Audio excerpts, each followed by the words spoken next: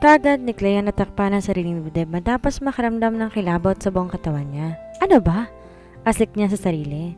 Kanina pa nga pala niya hinabad ang suot niyang bra bago siya magdasal at alam niya bakat na bakat ang dibdib niya. Na minsan kasi nagsuot siya ng botones sa harapan ng blouse na una pang tingin ng lalaki ang dibdib niya kesa mukha. Her body is almost in perfection. Tamang-tama sa height niya ang kanyang katawan at masasabi rin maganda yon kahit na bata pa siya. Kagad siyang napakurap at gustong bawiin ang tingin niya rito. Hindi. Minnie Mouse na pajamang suot ko at mahaba yon. I was only 15, then so why would I wear pajamas like one of this which I'm wearing right now? Good. Sagot ni Mateo, tuminga na malalim. Tsaka kusang hinilang pinto, pagsasara pero nagsalita pa siya. Si Mommy ang may suot ng night dress, she meekly said. Mateo's eyes flew back to her. Para nag-iba ang tabas sa mukha ni Mateo at dumilim ang kabuuan. His jaws hardened and his eyes turned to deadly. Di na muli nagsalita si Clea. Magulo isip niya dahil sa curiosity. Sinabi niya ang parehong kwento kay Agaton ngunit ang abogado hindi kailanman kumilos na ang kakaiba. Iba ang dumudungaw sa mga mata ni Mateo kapag nababanggit niya ang nangyari sa mommy niya. At maling isipin man lang na tila interesado siyang maghiganti para sa kanyang ina kaysa protektahan siya. Tila inis na inis si Mateo talagang asar na para bang handa niya ng gulpe na tilagay ang mga lalaking yon sa sariling libingan gamit lamang kanyang mga kamao. Why is that? Parang sa istorya ng ina niya nakatuon ang atensyon ni Mateo at di mismo sa kanya. Kilala ba nito ang mommy niya? Good night, Tito Mateo. She said right away and shut the door closed and then she locked it. Baka naman nagdidilili ng utak niya dahil sa puyat kaya kung ano-anong naiisip niya. Baka naman siyang lang nagbibigay ng kung ano-anong mali siya sa ginagawa ni Mateo. She heaved a sigh and looked down on her own bosom. Gusto ni Clea ang panawan ng ulirat na makita niyang nakatayo sa loob ng manipis ng kamiseta ang dibdib niya. Syunga-syunga talaga siya minsan. Di naman kasi niya akalain na papasok si Mateo sa kwarto niya. The next time she must be careful enough. Dapat lagi siyang balot habang nasa loob sila ng iisang bahay. It's not that she does not trust him. She must be just responsible enough. Ayaw naman niyang sabihin dito nananadya siya na magbilad na parang dinaing na isda sa harapan nito. Ano siya, tilapia? Isa pa talagang nakakatayo ng lalamunan ang titig ni Mateo. Tsaka kahit anong gawin ng lalaki, hindi pa rin yon at babae siya. Hindi naman sa asyomera siya napapatulan siya nito, pero mas mabuti nang wag itong mag-isip ng di maganda tungkol sa kanya. She does not want to give motives that can ruin his reputation. He is an honored man no matter how hot he is, and she must still respect him because he's too old compared to her. Halos kasing edad nga lang nito ang mommy niya, and pleasing him is not her main concern. It's enough to let him know that she has morals, though she's young. Napabikit si Clea. Ano bang iniisip niya? Sumilip lang siya sa damit niya kung ano nang umiikot sa isipan niya sa utak niya. Parang nahawakan siya ng kamanyakan virus ng mga kaibigan niyang virgin, pero di virgin ng mga utak. Diyos ko, ayoko. Baby po ako, ayoko po nun. Please, please, erase. And why is she even thinking about that craziness? For God's sake, she's never imagined having an affair. Takot nga siya pero nung kabaliwan ang pumapasok sa utak niya, ba't para nag-iibang ihip ng hangin porket nagkaroon siya ng isang gwapong security? She lightly slaps her cheeks repeatedly as she walks to her bed. She must have some sleep tonight to clear up her clouded mind. Baka mawala ang sanga-sangang ideya sa utak niya kapag nakatulog na siya. She's not loving it and it's starting to corrupt her sleeping innocence. He is glancing at his wristwatch from time to time while waiting downstairs. Mateo's watching his favorite show, CSI Miami, but his mind was partly vidated. Kanina pa siya pasulip-sulap sa 4 na metrong koridor na nagdudugtong sa salas at kabilang parte kung saan nandun ang pipitong baitang na hagdang kahoy. He did not have his morning dog, not even a barbell to warm him up. He couldn't go out while Clea is still asleep, so he just took small walks around the house. Di naman siya makapagluto dahil wala namang laman ng refrigerator, hindi nga umaandar. He had to ask himself how Clea could even live a life like that. May tao pa palang nabubuhay na hindi gumagamit ng ref? When he woke up in the middle of the night, the lights were all shut. Iisa lang ilaw na bukas sa labas sa may tapat ng garahe. At malamlam pa na parang 5 volts lang, sinliwanag ng alitap-tap. What the? Napamura tuloy siya kanina at tuluyang nawala ang antok. What he did? He turned the lights on and never cared about the bill. Sa ganong sitwasyon, nasa labas ng kulungan na nagbanta sa buhay ni Clea, dapat ng palaging alerto, dapat di magtipid. Kailan ba sumasalakay ang kriminal kundi sa dilim? He will just shoulder her electric bill and he will not mind it. Wala pa yata sa katiting na binabayaran ng kumpanya niya ang magiging bill ni Clea. Masyado lang matipid ang dalaga na naiintindihan naman ni Mateo. Wala tong trabaho na ipantutusto sa lahat ng expenses sa bahay. Isama na rin ang sa personal nitong mga pangangailangan. Plus, she's still studying and still underage to work for herself. Siyempre, kailangan din niyang bumili ng sariling pagkain.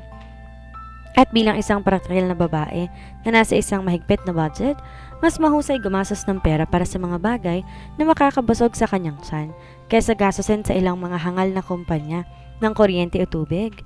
And as far as he can remember, she'll just turn 18 2 weeks from now, and he bets that there'll be no ball, no grand celebration, no debut for her. Nakaramdam na naman si Mateo ng awa, pero medyo nabighani siya.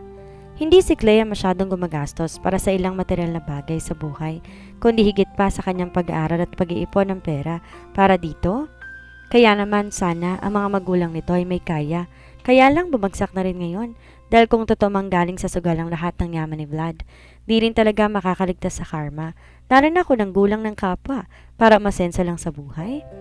And after studying Clea's case so hard last night, he had a thought that Vlad withdrew that 5 million amount of money from Clea's bank account to settle an unpaid debt, maybe to a person he owed big time inside a casino or any other illegal gambling organization. Ngayon hihingi siya ng copy ng files kay Agaton at titingnan niya kung talagang si Denise nga ang mommy ng dalaga. For the first time in forever, he wanted to see his very first woman again. But before that, pupunta muna sila ni Clea sa grocery dahil hindi siya tatagal na walang makain at puro dilata lang nasa cabinet. He is a big man and he eats a lot. Kung sa babae nga kulang sa kanyang 5, paano pa kaya sa pagkain? Tsaka gusto niyang gumamit ng boxing ring kahit nasa plano na rin niya ang dumaan sa gym na pag-aari din niya. But where is that young lady? Palibasa late na tulog kaya yata kahit alas 7 na tulog pa. Ayaw naman niyang katukin, baka sumalubong na naman sa kanya ang dibdib nitong parang gustong lumawa sa suot na kamiseta. Oh God! Muli ni Mateo naramdaman ng biglaang pag-irot sa kanyang harapan. Siya ay nagkaroon ng isang kakilakilabot na gabi at di siya nakahanap ng komportableng tulog dahil ang mukha ni Clea patuloy na gumugulong na parang cylindrical na lalagyan sa loob ng kanyang ulo. Kung naakit siya ng mga babae sa nakaraan niya dahil sa kanilang mapang-akit at ligaw na tingin, baliktad ang ginagawa ni Clea. Ang kanyang kainosente at takot seducing sa kanya frantically at mahanap to ironically nakakagulat. Di ni Mateo kalaing may pagkatao pala siyang nakatago na kaagad maaakit sa babaeng walang kakatikati sa katawan at idagdag pang napaka-inosente sa lahat. That's a very different version of Mateo. Clea's mom is not as innocent as her. May pagkapalaban si Denise at mabarkada. Maingay, maharot sa lalaki. Di tulad ng sariling anak na kahit may bahid ng kapilihan, mukhang di basta-basta makakuha ng isang bolerong manliligaw. Or maybe it was just because of what happened to her family. She was traumatized, that's why she is very reserved. But she's kinda thoughtful. Naalala pa siyang hatian ng tsokolate kahit nabigay na naman yon ng abogado. Sumulyap ulit si Mateo sa relo at saka inip na napabuntong hininga. Pero nakarinig siya ng yabag ng paa sa hagdan kaya agad siyang napasilip sa may sementadong dingding. He saw Clea was sleepily walking, scratching her nape while yawning and carrying her cat on the other arm. Halos pikit pa ang mga mata nito at gulo-gulo ang abot balikat na buhok. Balot to ng roba na kulay orange at parang nadismaya pa si Mateo. May hinahanap ang mga mata niya. For God's sake, what is he even expecting? To see her again through the fabric and see that pair of nice long legs? He must be really a pervert now and a child corrupter. And he is having a visible boner with the way how she dresses herself that moment. The way how she hides her juvenile body from his sight. Clea is wrong. Mas lalo nabubuhay ang harapan niya ngayon na nakabalot ito. Iba ang epekto at mas malakas yon kaysa kagabi na nakahantad sa kanyang kabuuan ng katawan nito. He wanted to rip every piece of cloth that covers her body, and that is not right.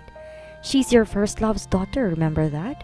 A small voice inside his head spoke to his perverted mind, making him tilt his head to look at the TV. Morning, Tito Mateo.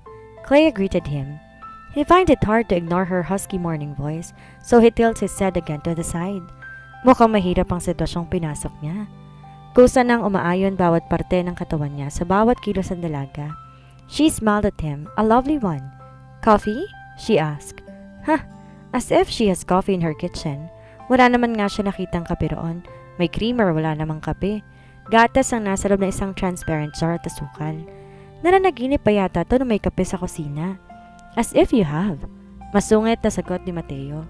Yun na lang huli niyang naisip na maging reaksyon para itago ang kabastusan ng isip niya. The cat jumps on the armrest of the sofa and rubs its body against his arm. Isang mahinang hagikik ang narinig ni Mateo mula sa dalaga. Sorry, wala nga pala akong kape. I'm acidic and the doctor told me to just drink a glass of milk rather than coffee. I can buy if you want. Tumigil pa to saglit sa may likuran na inuukupan niyang sofa. And you think I will let you run to the nearest store just to buy me coffee? No need. We'll go out today and have a coffee somewhere else. Wala ka rin naman ngang mainit na tubig. Yung tubig mo sa electric thermos flask, hindi pa makalapros ng balat ng ipis. Litanya ni Mateo lalo lang tinawanan ni Clea. Pasensya na po. Sabi ni Clea at kapag tumingin to sa kanya, nag-beam siya. Iba siya, napansin ni Mateo. Ang mukha ni Clea nagliliwanag at mukhang napakapayapa. Siguro mas masarap ang tulog nito. Well, pero siya na may parang kabayang sinisilihan ng butas ng puwet kagabi at alam ni Mateo babae ang solusyon sana roon. Kaya lang paano naman sa hahanap ng babae? Alangan namang isama nito sa bar o sa hotel at gawin tong isang voyeur. Oh, holy hell. Attempted rape victim nga papanoorin pa niya ng live session. Lieutenant General pa ba siya o manyak na porn star? At di siya masalitang lalaki. He's the silent type and the arrogant type, but now he chooses to be arrogant and fire her words just to evade the attraction that's killing him.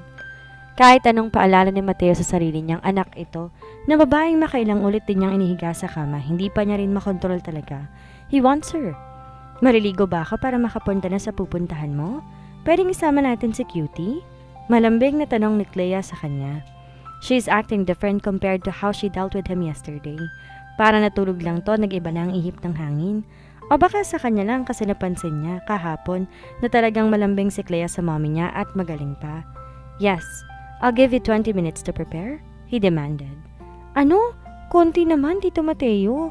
Reklamo pa ni Clea pero nang pukulin ni Mateo na masamang tingin, kagad na patakbo papunta sa hagdan. Ganun ang ugaling gusto niyang makita para umarte siya sa edad niya at di mag-mature dahil lang sa takot. Iba ang totoong maturity ng tao kaysa nagiging tahimik lang at mukhang mature dahil balot ng takot ang buong pagkatao. After 30 minutes, bumalik na ulit si Clea at nakahanda ng dalaga. Nasa labas naman si Mateo at naghihintay na. Abirudo siya at di maipintang gwapong pagmumukha habang nakasampay sa ibabaw ng kotse ang mga braso at matyagang tubunganga. Lalo na dagdagan ng gatla sa noon niya na mapansin na parang balot na naman yata si Clea nang lumabas sa pintuan. Lumapit matapos mailak iyon. What are you wearing?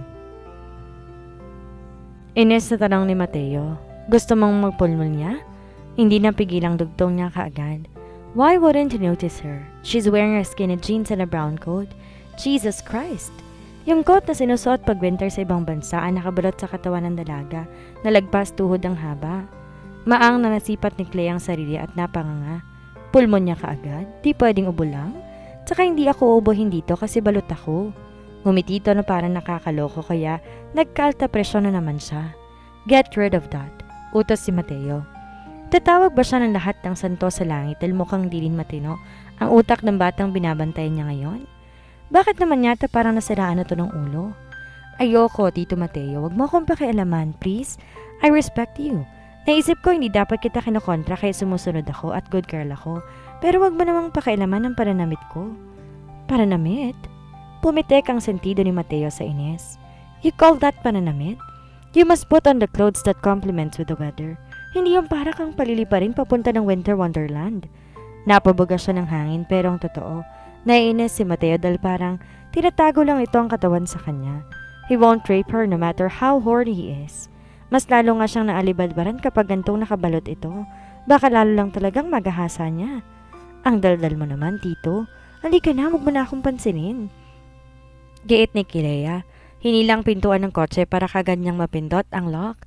He won't go with her wearing that shit. Hubarin mo, Clea. I'm warning you. Banta ni Mateo.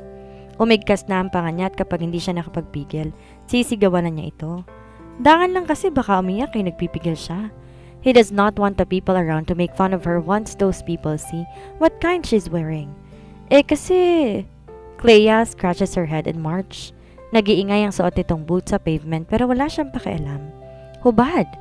Naubos ng pasensya niya kay tumaas ng kanyang boses. It became hoarse and deep, and Clea flinched. Oo na po, maghuhubad na. She gave him an eye roll and then she brusquely gets it the buttons of her coat. Arte-arte naman. Wala na ba ibang pwede maging security sa mundo na hindi papansinin yung attire ko? She murmurs. Di na lang ni Mateo pinansin ang pabulong-bulong nito. She can wear appropriate clothing like long sleeves, not just coat. Masyado namang mainit yun at malamang talagang sakit sa bagang aabutin nito. Ano bang pumasok sa kokote nito at nag-i-imagine yata na may winter o snow na sa Pilipinas? Wala ka bang pwedeng ibalot sa sarili mo, kaya yan ang nahugot mo? Inisding tanong niya. Labahan nga, bukas pa ako maglalaba para tipid sa tubig at kuryente. She mused and roughly pulled off her coat. He's watching her and his irritation melts away when his eyes caught what's underneath that stupid ghost. Holy Christ! Kamuntik malaglag ang mata ni Mateo na makita ang damit nito na hindi umabot sa waistband ng suot na jeans. It was a black hanging blouse. Labas ang puso at parte ng dibdib. Ang strap masyado manipis na para bang maaari niyang hilahin ng mga yon ng walang kahirap-hirap para alisin ang mga ito. Pumili ka na. Gusto mo bang tumabi sa isang babae na may gantong damit o ang dati kong damit? Tanong ni Clea. Mukhang siguradong pipiliin niyang isa. Well, mali siya.